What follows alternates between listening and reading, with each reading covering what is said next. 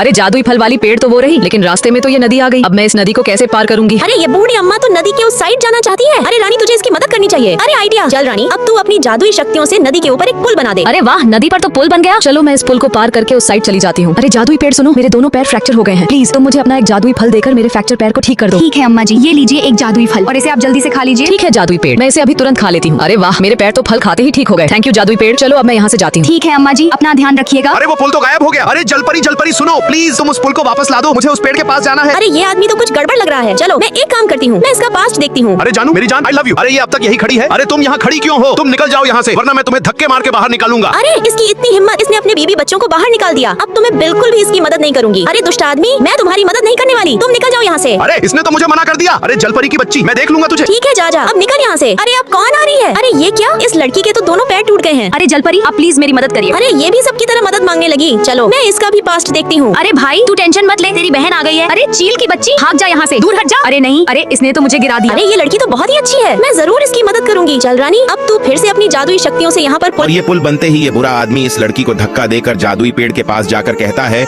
जादुई पेड़ मुझे अपना फल दे दे, वरना मैं तुझे काट दूंगा। वह अपने जादुई फल दे देता है और वहां से उसके सारे फल लेकर चला जाता है। और फिर यह व्हील चेयर वाली गुड़िया पेड़ पर जाती है और एक भी फल ना पाकर उदास हो जाती है। और ये जलपरी गुड़िया को उदास देखकर इसे जादुई सोने का पानी देती है और कहती है, इसको उस पेड़ की जड़ में डाल दो।